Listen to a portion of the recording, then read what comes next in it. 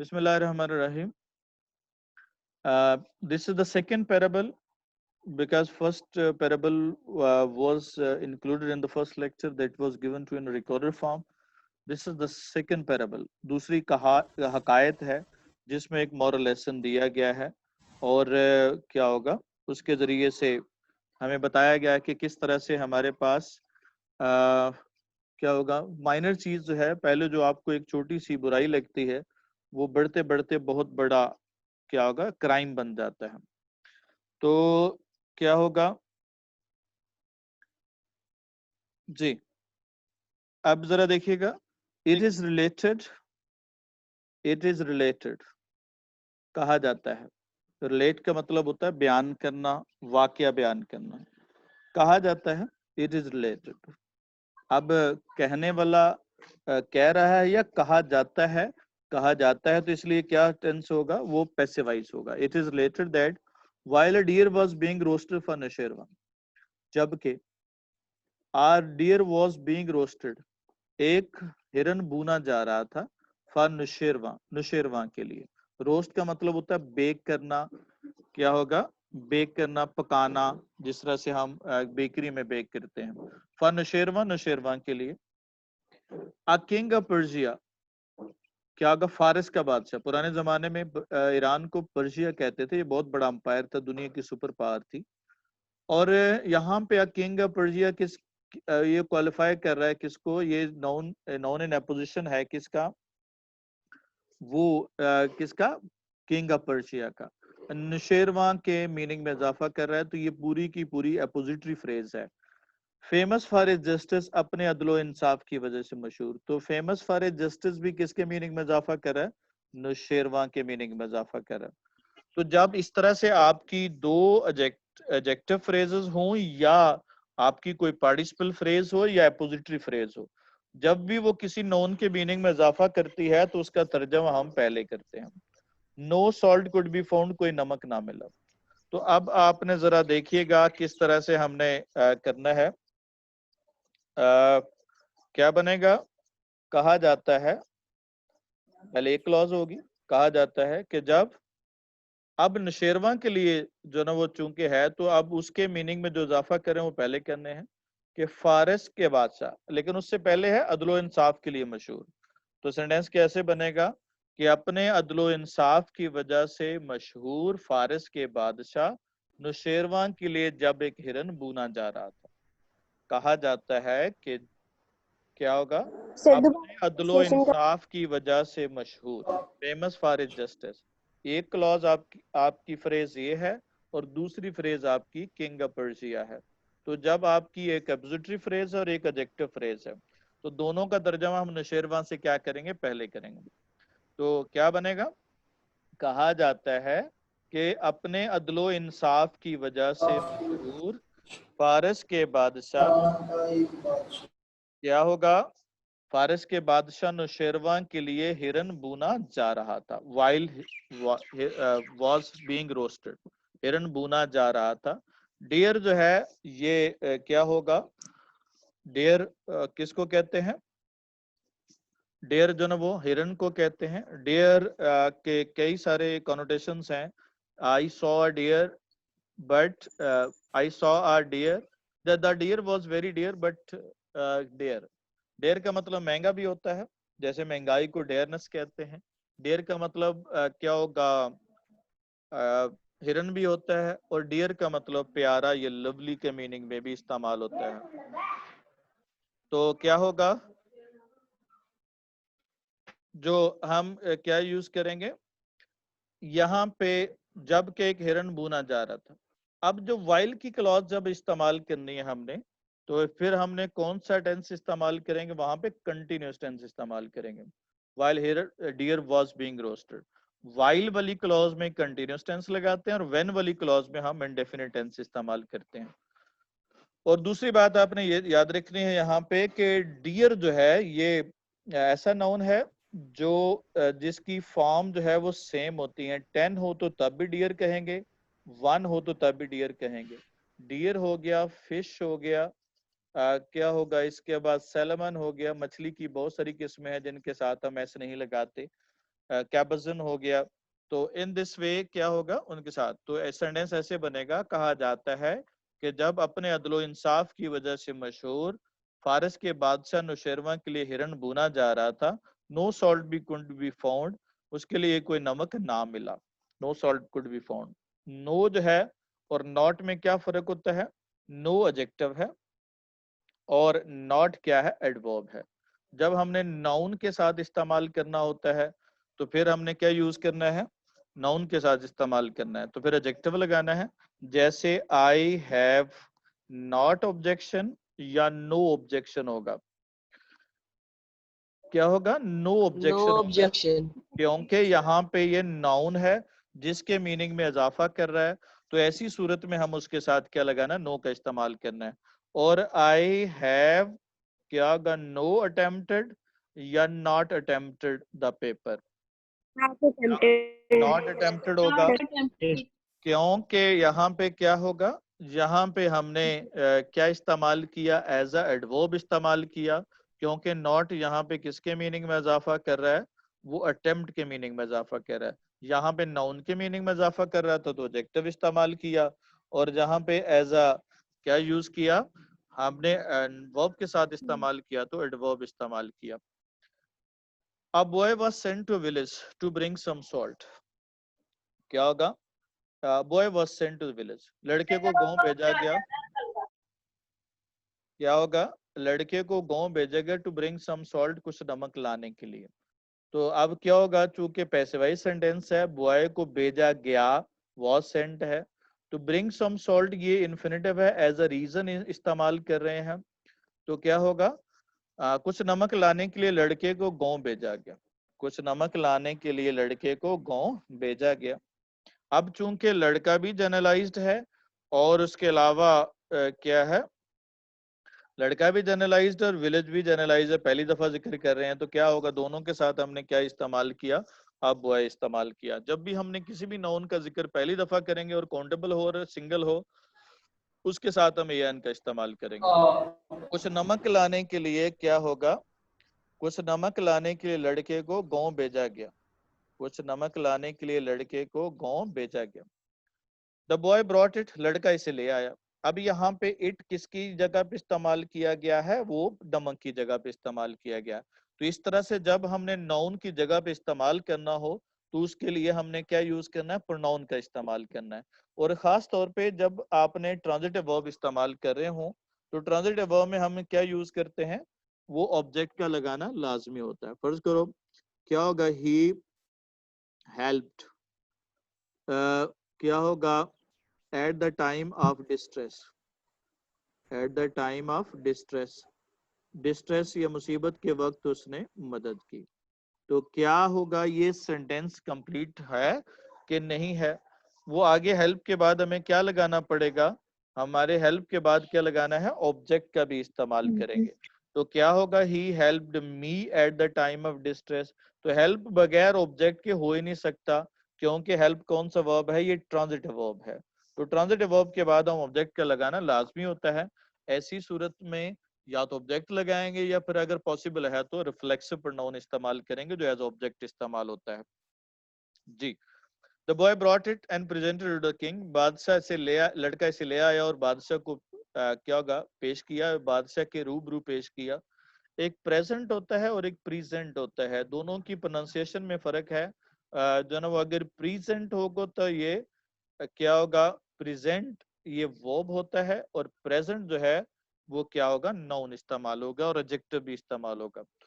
तो लड़का इसे ले आया और बादशाह के रूबरू पेश किया। हु आस्क्ड, जिसने पूछा। Weather he had paid for it, कि आया कि उसने इसकी कीमत अदा कर दी है। पे फॉर का मतलब होता है जब उसका मुआवजा अदा करना होगा। लड़का इसे ले आया और बादशाह के हुजूर पेश किया या बादशाह की खिदमत में पेश किया, जिसने पूछ लिया कि आया कि उसने इसकी कीमत अदा कर दी है। जब हमने WH फैमिली का कोई भी वर्ड इस्तेमाल करेंगे, क्या होगा? जब भी हमने WH फैमिली का कोई भी वर्ड इस्तेमाल करेंगे तो वहां पे हम दैट का इस्तेमाल नहीं करेंगे।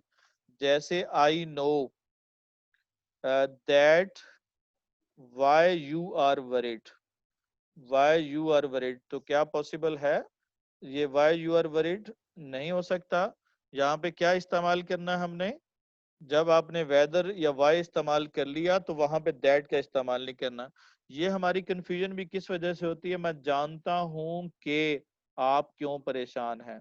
तो आप क्यों परेशान हैं के लगा दिया, तो हमने पढ़ा होता है कि जब भी के आ जाए सेंटेंस में वहां पे हमने दैट का इस्तेमाल करना। तो ये याद रखिएगा, जब भी डब्ल्यूएच फैमिली का वर्ड आ जाए कोई भी, और इफ या वेदर आ जाए, 3 वर्ड मैंने बताए आपको कौन कौन से, इफ आ जाए, वेदर आ जाए, इफ आ जाए, वेदर आ जाए, या क्या होगा, डब्ल्यू एच फैमिली का कोई और वर्ड आ जाए, उन सभी के साथ हमने क्या इस्तेमाल करेंगे, वो दैट का इस्तेमाल बिल्कुल भी नहीं करेंगे।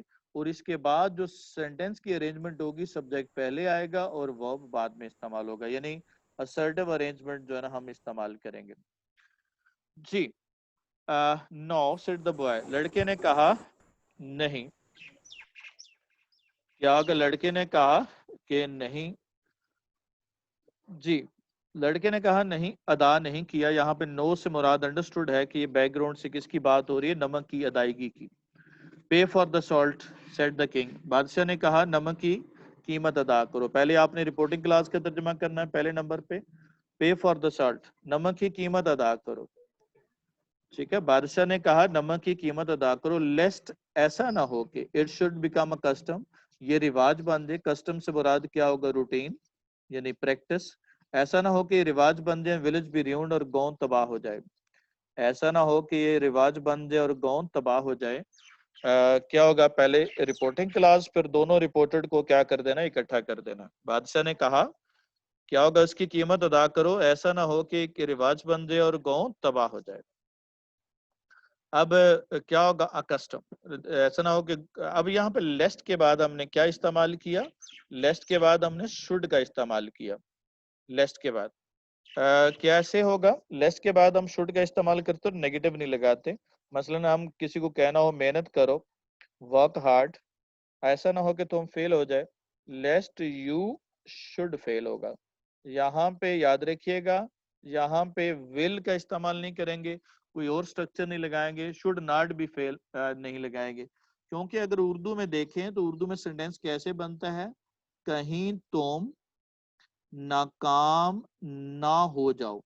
अब चूंकि उर्दू में हमारे पास सेंटेंस तो बनता है वो नेगेटिव में बनता है, तो हमारे जहन में परसेप्शन आती है कि शायद इसका क्या होगा, इसका जो यहाँ पे सेंटेंस है वो भी नेगेटिव में बनेगा। लेकिन लेस्ट के बाद आपने क्या यूज करना, शुड का इस्तेमाल करना।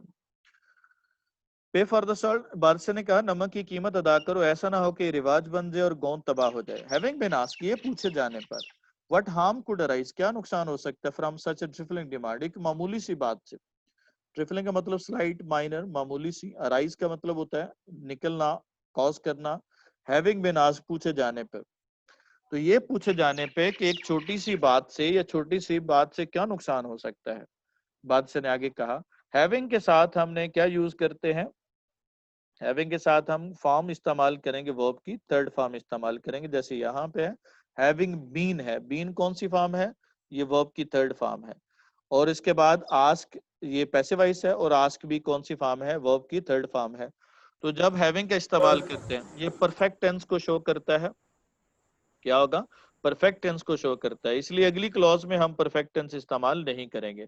फर्ज करो हम ये नहीं कह सकते कि having completed my homework, having completed my homework I had started, नहीं होगा।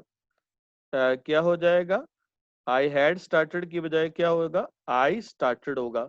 क्योंकि क्योंकि ये पहले ही, इसका सेंस इस तरह से बनता है, ये परफेक्ट का मीनिंग देता है कि अपना होमवर्क मुकम्मल करने के बाद मैंने शुरू कर दिया था, नहीं होगा, कर दिया होगा। क्योंकि इसके बाद हमने हैविंग वाली फ्रेज के बाद हमने क्या यूज किया, क्या होगा, वो पास्ट फॉर्म इस्तेमाल की, व्हाट हार्म कुड अराइज। तो इससे क्या नुकसान हो सकता है। चलिए जी, अब जरा आपने ये पार्टिसिपेट करना है अब वाले में, ये एक्सरसाइज में। जी शाबाश, क्या गलती है इस सेंटेंस में, शाबाश। while he was going. while he was going होगा, While he was going. क्योंकि जब कंटिन्यूस टेंस है तो क्या लगाना है हमने, कंटिन्यूस टेंस में क्या यूज करना है, while का इस्तेमाल करना है। शाबाश, नेक्स्ट वाला। He was attempting. व्हेन आ जाएगा, व्हेन आएगा तो क्या होगा, और यहाँ पे क्या आ जाएगा, वाइल का इस्तेमाल करेंगे। तो वाइल जो है वो क्या होगा, वाइल कंटिन्यूस होगा, और इंडेफिनिट में क्या यूज करेंगे हम, इस्तेमाल करेंगे, इंडेफिनिट में व्हेन इस्तेमाल करेंगे। जी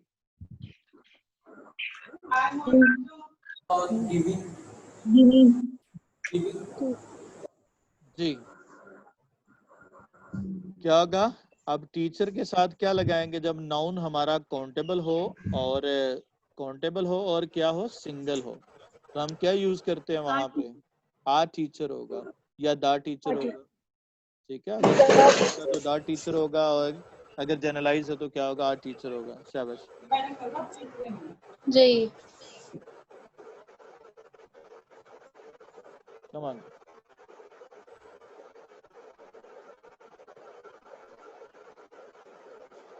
कम ऑन, कौन बताएगा जी इनमें से।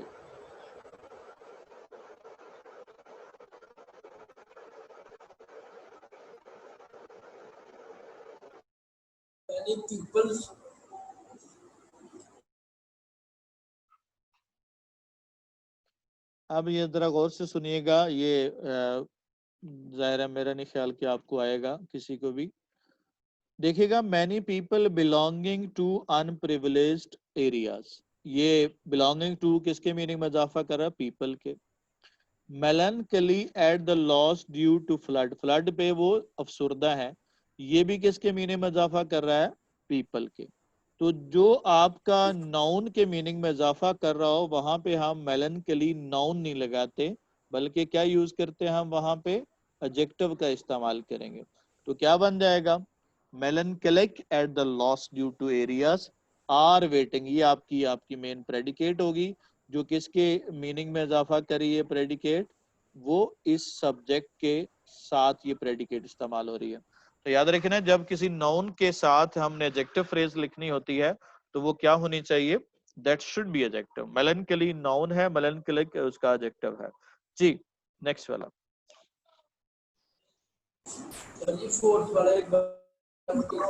अगला वाला कर लें, फिर मैं आपको उसका भी समझाता हूँ, ये आपको आइडिया हो Brilliant, जाएगा। extremely melodious song. जी अब यहाँ पे क्या ब्रिलियंटली है, नहीं आएगा। यहाँ पे क्यों आएगा ब्रिलियंट आएगा, क्योंकि नूरजहां क्या है, फेमस सिंगर कौन है, नूरजहां है, और ब्रिलियंटली नहीं होगा, ये नूरजहां के मीनिंग में इजाफा कर रहा है। तो नूरजहां नाउन है, तो ये क्या होगा, एडजेक्टिव होगा, क्या बन जाएगा, ब्रिलियंट हो जाएगा। अब समझ आ गई ऊपर वाले की भी। वहां पे क्या होगा, बिलोंगिंग टू है और मेलनकली है, तो मेलनकली की बजाय क्या हो जाएगा, मेलन क्या होगा, कलेक्ट हो जाएगा, वो एडजेक्टिव हो जाएगा। ठीक है, वहां पे क्योंकि वो नाउन के मीनिंग में इजाफा कर रहे हैं। क्लियर हो गया बच्चों। अब जरा जी कुछ सवाल हो इस पैराग्राफ के बारे में तो आप पूछ सकते हैं, otherwise we should move forward. अरे इसकी दोबारा से कर लें, lest it should become a custom and the village being जी पहले आपने रिपोर्टिंग क्लास, बादशाह ने कहा नमक की कीमत अदा करो या मुआवजा अदा करो, लेस्ट ये आपका कंजक्शन आ गया, क्या होगा, ऐसा ना हो कि ये रिवाज बन जाए, ये एक अगली क्लॉज है, ऐसा ना हो कि रिवाज बन जाए, and the village be ruined, और गांव तबाह हो जाए। जी सर लास्ट वाले का भी। जी हैविंग बिन आस्क्ड, ये पूछे जाने पर, हैविंग बिन आस्क्ड ये पूछे जाने पर, व्हाट हार्म कुड अराइज, क्या नुकसान हो सकता है, फ्रॉम सच ट्रिफलिंग डिमांड, एक मामूली सी बात से, ये पूछे जाने पर एक मामूली सी बात से क्या नुकसान हो सकता है, ये पूछे जाने पे कि एक मामूली सी बात से क्या नुकसान हो सकता है, आगे फिर जवाब दे रहा है। सच ट्रिफलिंग मतलब माइनर, मामूली, स्लाइट, क्या होगा, छोटी सी। जी और कुछ सवाल। सर ये 4 वाला बना दें।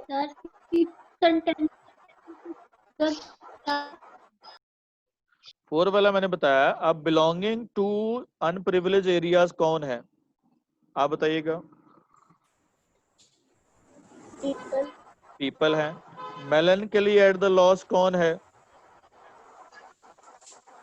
पीपल। तो पीपल के जो मीनिंग में इजाफा करे वो क्या होना चाहिए? नाउन होना चाहिए, एडजेक्टिव होना चाहिए? एडजेक्टिव। तो मेलनकली क्या है? एडजेक्टिव। वो नाउन है। एडजेक्टिव। मेलनकली नाउन है तो क्या होना चाहिए उसको? एडजेक्टिव। ठीक है, तो क्या होगा? मेलनकलिक हो जाएगा। ठीक हो गया जी। और कोई सवाल जी? क्लियर है सभी को? Yes. Okay, let's see ji.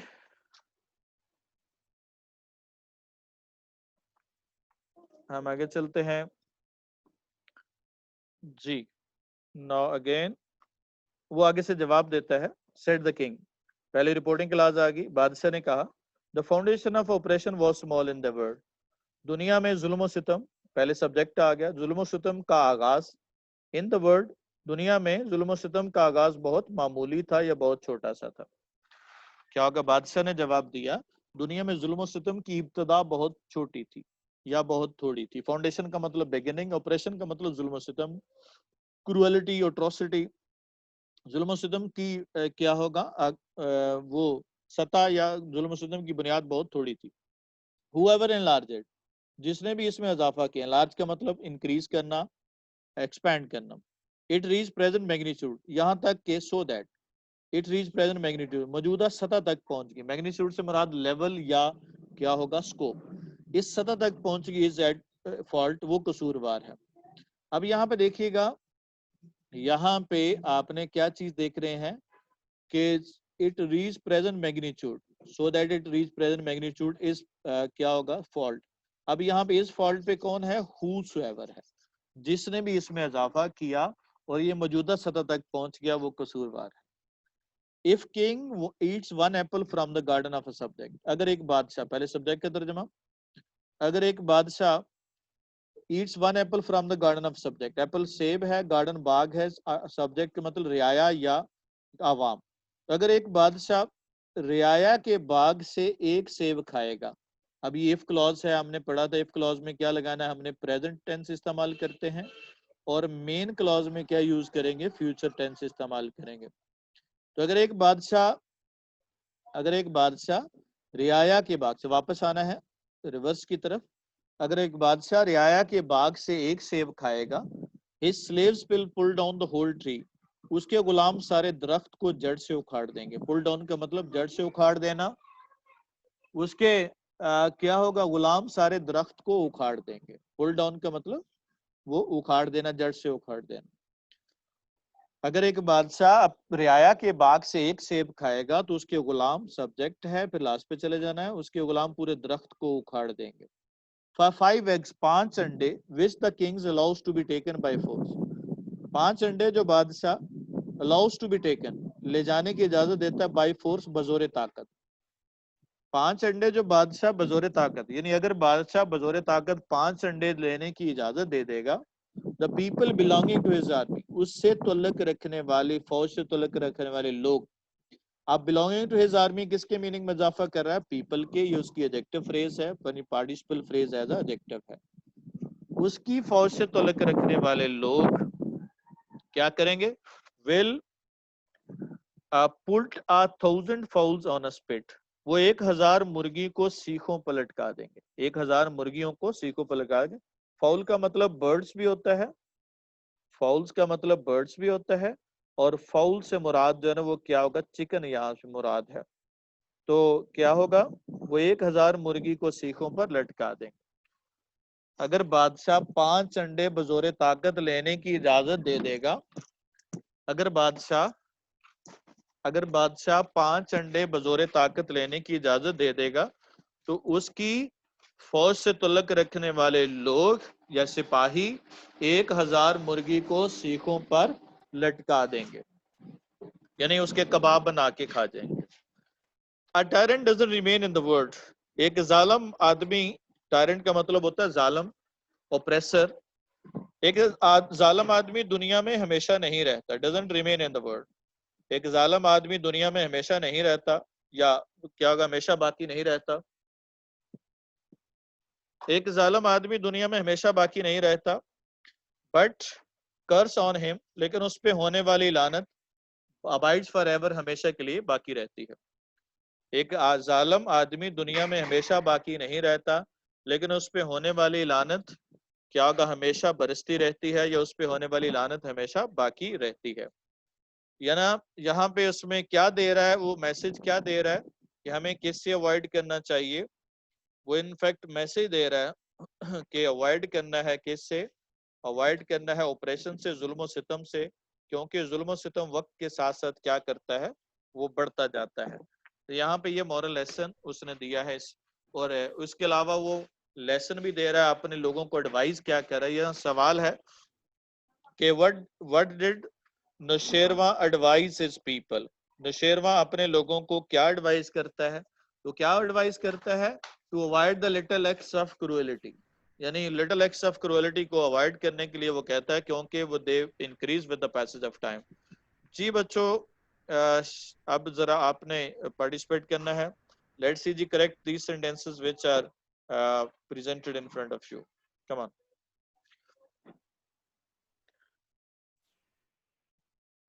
Whoever gets knowledge.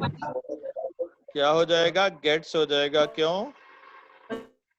क्योंकि whoever क्या है, सिंगल है, उसके साथ हमने क्या लगाना है, gets लिया। जी शाबाश। नेक्स्ट वाला फाइंड्स होगा, क्योंकि सब्जेक्ट क्या है आपका, वन है, तो वन के हिसाब से क्या लगाना आपने, फाइंड्स लगाना है। नॉट नहीं आएगा। नॉट नहीं आएगा। नॉट नहीं आएगा, क्यों? क्योंकि शाबाश। क्या होगा?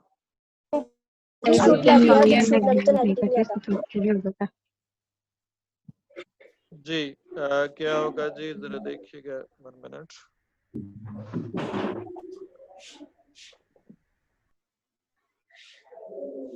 जी यहाँ पे थे हम, तो क्या आएगा जी, नॉट नहीं आएगा, क्योंकि हमने किसके बाद, शुड के बाद हमने नॉट का इस्तेमाल नहीं करना। शाबाश। Leave on time else you will miss the train, और एल्स भी नहीं आएगा sir. You should miss the train होगा। यहाँ पे भी क्या लगाना आपने, शुड का इस्तेमाल करना। शाबाश। Be careful लेस्ट you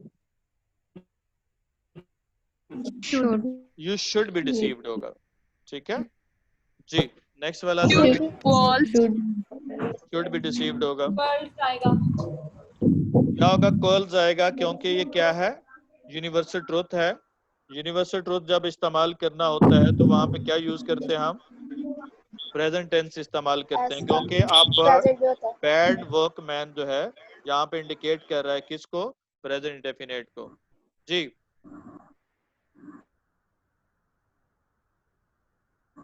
an artist आपको क्या शो कर रहा है कि जनरलाइज बिहेवियर, स्पेसिफिक प्रोवाइड्स आ जाएगा। नेक्स्ट वाला जी, Having tried. ट्राइड होगा। के बाद मैंने क्या बताया कि हमने कौन सी फॉर्म इस्तेमाल करनी है, थर्ड फॉर्म इस्तेमाल करनी है, ट्राइड, हैविंग ट्राइड। नेक्स्ट वाला हेड नहीं आएगा। ये हैविंग वाली फ्रेज पहले ही किसका मीनिंग दे रही है जी, हैविंग वाली फ्रेज पहले ही किसका मीनिंग दे रही है, परफेक्ट का मीनिंग दे रही है। Present perfect.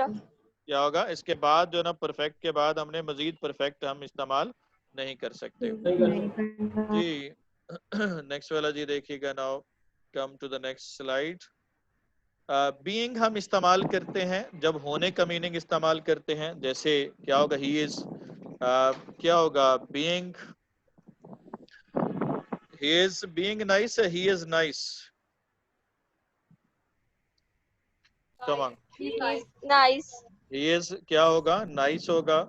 बीइंग हम जो है होना, इसका मतलब ही होना है और इसका मतलब ही होना है, तो क्या होगा, हम इस्तेमाल वो नहीं करेंगे, he is being nice, he was bad, या ही क्या होगा, यू आर बीइंग गुडनेस।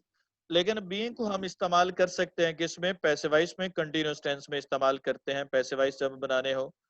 उसके बाद बीइंग होने का मीनिंग देता है, being a doctor, being a teacher, being nice, उसके साथ इस्तेमाल करते हैं।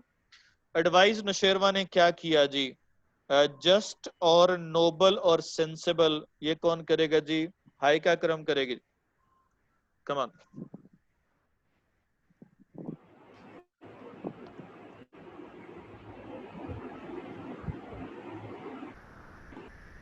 जी Ahmed Toqeer.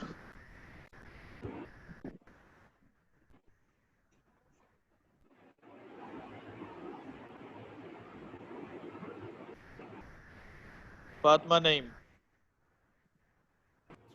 Nusharma advised his people to be just, noble, and sensible. He disliked injustice and oppression. He advised his people to avoid even little acts of injustice and cruelty because these little acts became enlarged with the passage of time. These little like enlarge, बढ़ते हैं, ये routine में बढ़ते हैं, तो ये routine tense होगा, तो कौन सा टेंस लगाएंगे? प्रेजेंट इंडेफिनिटली इस्तेमाल करेंगे, ठीक है। फिर प्रेजेंट डेफिनेट लगाएंगे, प्रेजेंट सिंपल लगाएंगे जब हमारे पास रूटीन है। जस्ट और नोबल कौन सा था, कौन था? Nushirvan was just noble and king. Dislike कौन कर रहा है? ही कर रहा है, सब्जेक्ट मौजूद है हमारे पास। उसने एडवाइज किया, ही एडवाइज्ड। अब इन्फिनेटिव लगा देंगे टू अवॉइड, क्योंकि इन्फिनेटिव है, रीजन है उसकी। और ये टेंस आपका क्या है? रूटीन का है, तो किस टेंस में लगा देंगे? प्रेजेंट इंडेफिनिट में लगा देंगे। अगला सवाल करेगी जी हेमंत सुबहान।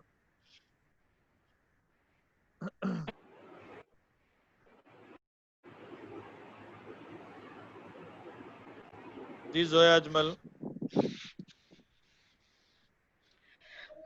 Nushirwan was a king of Persia. He was famous for justice and kindness. He disliked cruelty and injustice. He was loved and respected by his masses. जी अब यहाँ पे किंग ऑफ पर्शिया इन्फॉर्मेशन है, तो वाज इस्तेमाल करेंगे। Nushirvan was a king of Persia. Famous फिर जो है इन्फॉर्मेशन है, तो वहां पे क्या लगाएंगे? He was famous. Dislike action है, तो यहाँ पे काम करने वाला मौजूद है, सब्जेक्ट लगा देंगे, ही डिसलाइक।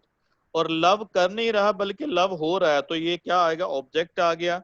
तो जब ऑब्जेक्ट आ जाए तो उसके साथ हम क्या लगाएंगे? पैसिवाइज लगाएंगे। और पास्ट में पैसिवाइज कैसे बनता है? वाज वर्ब के साथ। और वाज वर्ब के बाद हम क्या यूज करेंगे?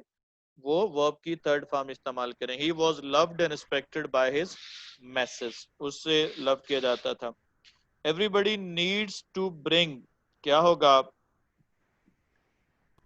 His assignment. Fariyal editor her paper because her paper was full of errors. क्या गलती होगी इस सेंटेंस में? His आएगा। His paper. ये बार बार पेपर नहीं लगाएंगे, क्या होगा? इट वाज होगा। तो जब अगली दफा आपने प्रोनाउन नाउन की जगह पे हमने क्या लगाना होता है?